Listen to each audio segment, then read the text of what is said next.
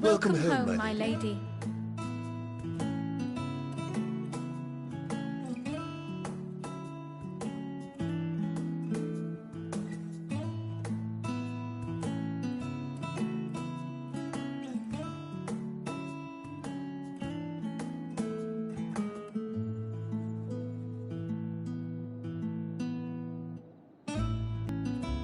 What?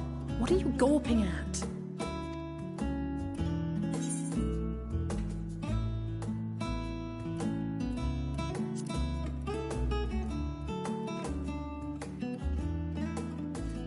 I'll have you know I'm quite fond of the Rising Stones.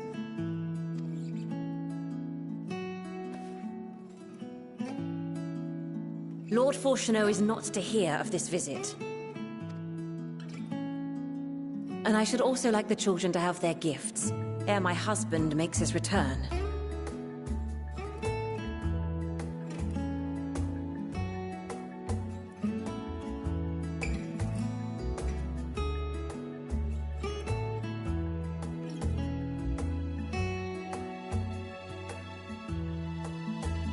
As you wish, my lady.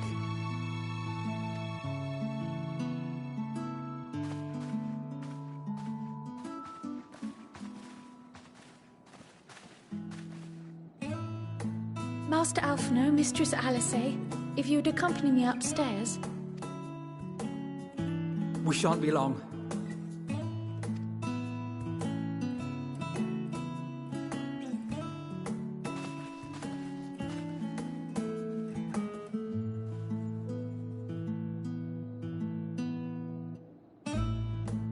The twins have been sending letters home from time to time, recounting their latest adventures. I am sure they withhold certain details, of course, if only to keep me from worrying. Yet a mother worries all the same. In the early days especially, I tried to support them as best I could, sending the Scion's coin and other such donations. Fortunately, they have found the strength to overcome adversity time and time again. Their words grow more confident with every letter, their depictions more vivid. The triumphs and defeats, the joys and sorrows. It is clear that they have come to find value in every experience. But of those they treasure most, it would seem that meeting you might be the most impactful. Why, since that fateful day, I do believe there has not been a single missive in which you were not mentioned by name.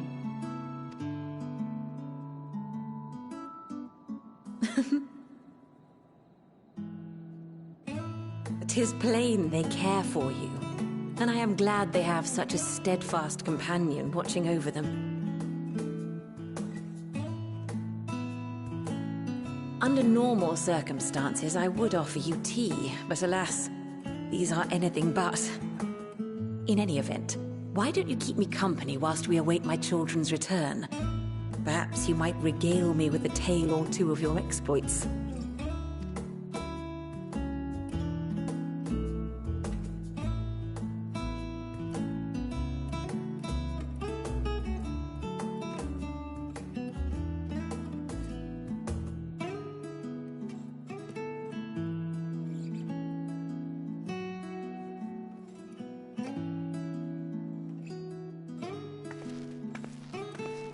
When you mentioned gifts, I wasn't sure what to expect. Mother,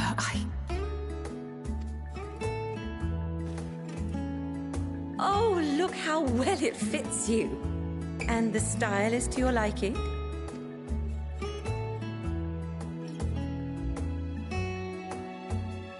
It's perfect. Exactly what I would have chosen. But please, tell me you had something different made for Alphino. Naturally. You are hardly little children anymore. And while I shall miss dressing you in those precious matching outfits, I must respect the individuals you have grown to become. See for yourself.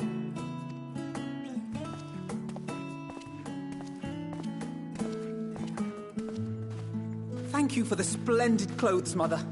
Stylish, comfortable, and eminently practical.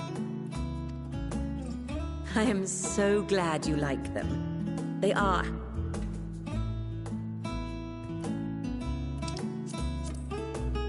If you would allow me, Master Alphino.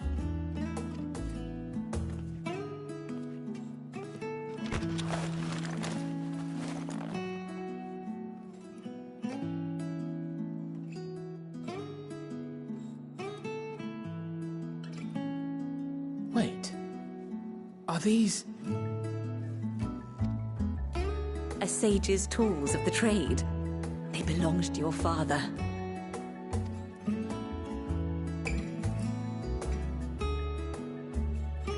Though he may as well be chained to his desk these days, as a student he was often called upon to venture into the field.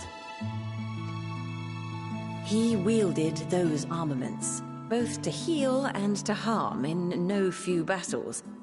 None so fierce as those you two have braved, perhaps, but battles nonetheless.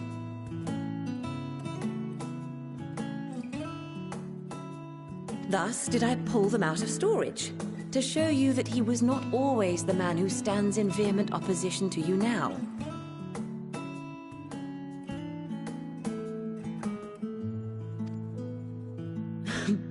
And also because it would be a terrible waste of ridiculously expensive House Leveilleur commissioned artistry.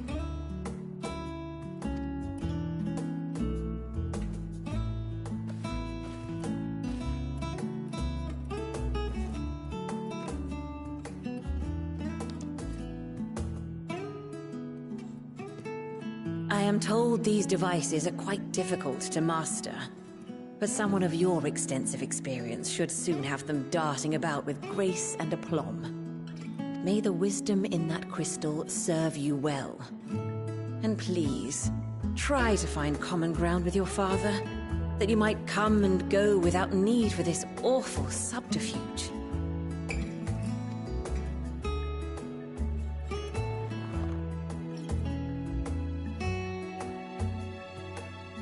We will, Mother. I promise. My final gifts to you, before you run off, are an observation and a suggestion.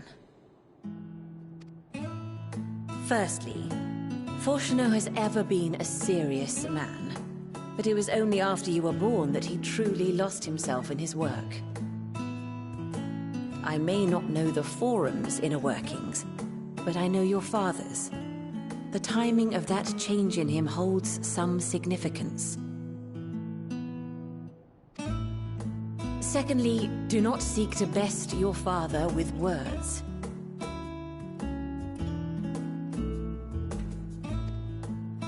Far better that you simply show him.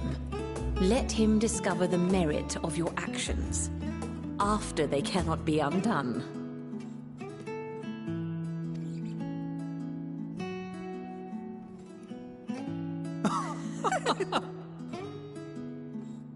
Oh, Mother. We shall take your wisdom to heart. Thank you again for these gifts, and farewell for now. Safe travels, my children. Eat well, stay warm, and keep your friends close.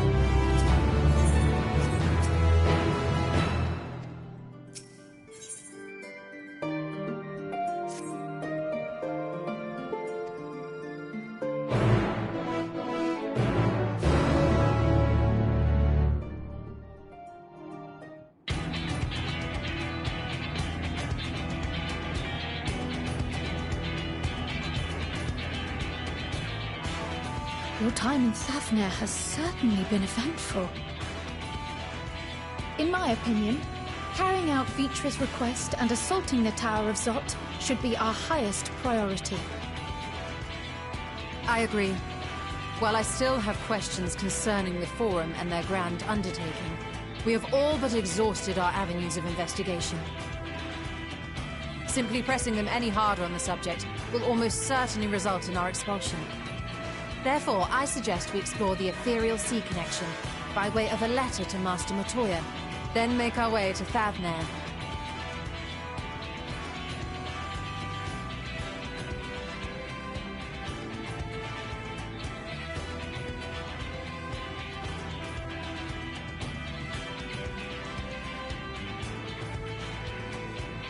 I wonder, even with the protection these talismans afford us, what can we hope to achieve once inside the tower? According to Orenvold and Fodola's report, they were unable to free the Emulger. Worse, their attempts triggered the tower's defenses, which led to a summoning of Luna Ifrit. What does it tell us that the Spires even have such defenses? Simply pulling a prisoner from the wall is fatal, thus the direct approach is doomed to failure from the outset. Any further measures to dissuade such actions seem unnecessary. Unless, of course, there is a way to free the prisoners without killing them. Then it stands to reason that any intruders will be met with overwhelming force.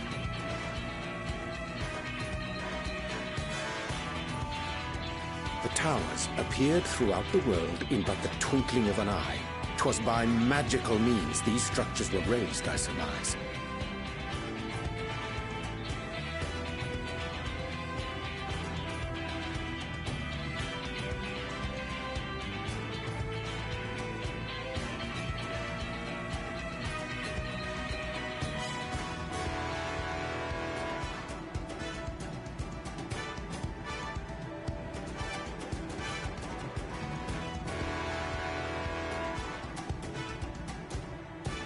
A spire thus conjured must needs be maintained, and I suspect an arcane catalyst, some manner of core, doth lie hidden within.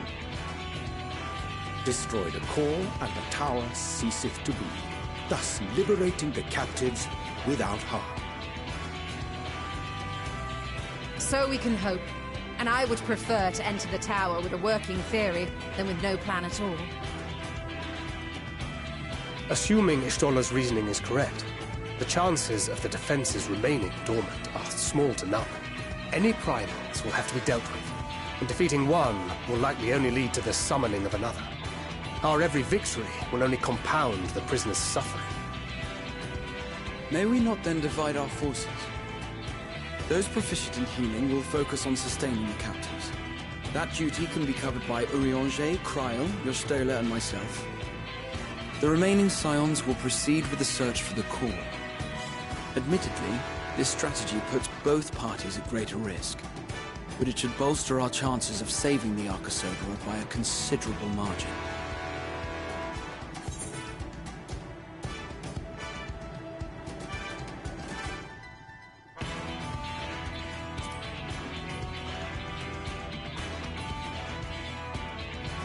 That she does.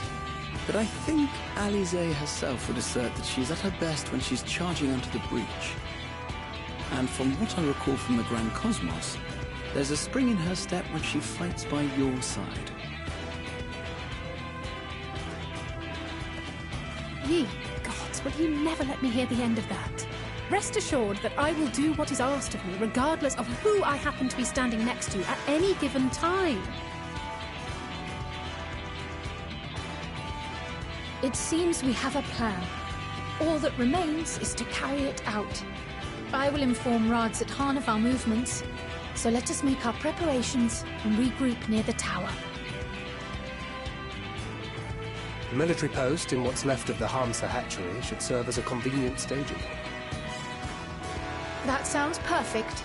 And remember, the experimental aetheryte at the confluence is there for those who need it, so there's no excuse for being late.